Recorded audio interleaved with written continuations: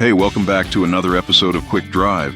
Today we're going to talk about the brand new Mustang Dark Horse Supercharged. I got a chance to drive it at an event recently, so let's get into it. The thing that struck me first when I got into the Dark Horse Supercharged was just how well balanced this thing feels compared to previous Mustang platforms. This one's using the S55 chassis, which is the same one they use for the current generation Mustang GT and also the Mach-E.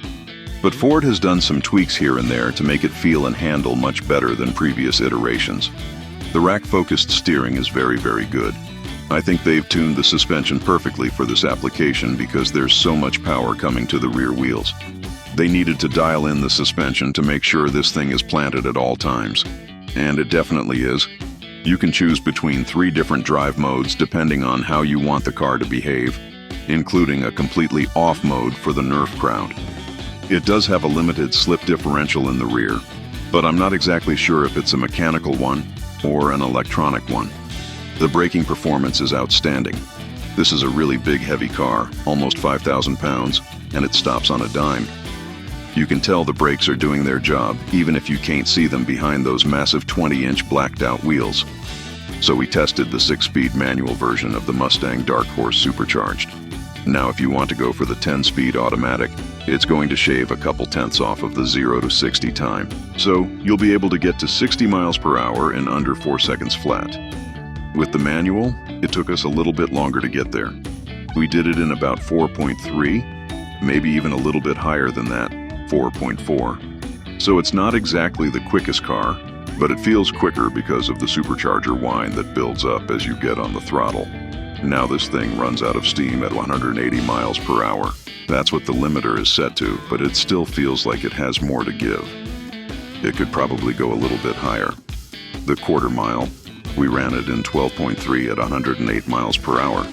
The rivals in this segment run low 12s at around 115, 120 miles per hour. So that's something to keep in mind. The Dark Horse Supercharged is a little bit slower in a straight line than its rivals, but it doesn't feel like it because of that supercharger whine. And also it sounds amazing. So inside the cabin you'd expect to find a lot of Alcantara, carbon fiber and other race-inspired materials, but instead you have really nice soft touch surfaces everywhere and the seats are super comfortable. There's a digital instrument cluster that looks great, but I wish there were a few more customizable features to it. It does light up in different colors depending on what drive mode you're in, so that's kind of cool. Overall, the interior is really nice. This is a true grand tourer. You can daily this car, no problem. And I know it's supposed to be a Mustang. It's supposed to be raw and angry and a little bit uncomfortable inside. But these modern Mustangs are starting to get more refined. Not that I don't like that. That's kind of the direction cars are moving in anyway. Even though it is a very comfortable car, it's still a muscle car, so you can't expect amazing fuel economy from it. It gets about 15 city, 24 highway. It's not terrible, but it's not great either. If you're looking for a grand tourer that's going to blow you away with its sheer power and sound, the Dark Horse Supercharged is an amazing choice. It's not the most refined car in the world, but it doesn't need to be. It's a Mustang. It's supposed to be a little rough around the edges. But this thing is such a hoot to drive. It's so much fun. And it's a perfect blend of old-school muscle car charm with modern-day performance and technology. It shares the same engine as the Shelby GT350, but it's been detuned a little bit to make it more reliable and to make sure it can handle the extra stress of forcing induction.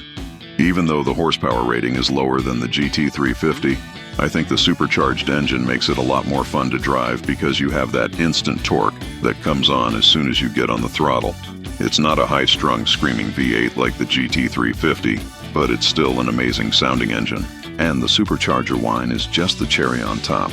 There's only one thing that I don't love about this car, and that's the price tag. It's almost $90,000 for a Mustang. It's a little steep. I think the Mustang Dark Horse, the non-supercharged version, is the better value here. You get all the same great handling characteristics, all the same tech and creature comforts, but without having to pay for the supercharger. If you're serious about track days, then maybe it's worth it. But if you're just looking for a fun weekend car, I think the regular Dark Horse is the way to go. Ford has always been a company that listens to its customers, so it's no surprise that they decided to bring back the supercharged Mustang. For the past few years, we've seen a resurgence of supercharged cars in the market, and the Mustang Dark Horse Supercharged is the latest and greatest example.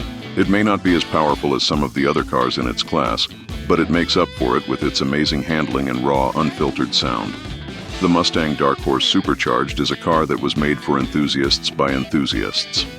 It's raw, it's powerful, and it's unapologetically loud. It's a car that you can take to the track on the weekends and still use as a daily driver during the week. It's a car that makes you feel like a badass as soon as you get behind the wheel. The Mustang Dark Horse Supercharged is a reminder of what made Ford great in the first place, building cars that people love. It's a car that was made for the streets, but it's also more than capable of handling the track. It's a true testament to American muscle and engineering. But now it's time to hear from you. What do you think of the Mustang Dark Horse Supercharged?